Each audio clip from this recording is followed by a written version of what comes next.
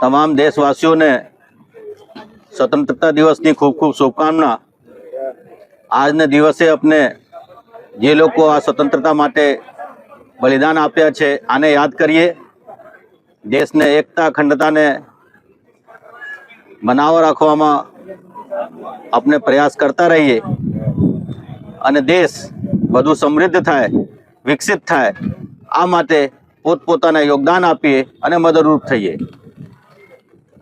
રાજકોટ શહેર પોલીસ દ્વારા પણ આજે હેડક્વાર્ટર ખાતે આ પર્વની યોજવણી આપણે કર્યા હતા।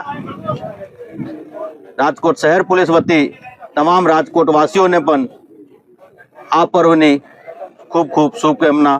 આ વર્ષે ગૃહ વિભાગ તરફથી રાજકોટ શહેરમાં 2 નવા પોલીસ સ્ટેશન મંજૂર કરવામાં આવ્યા છે।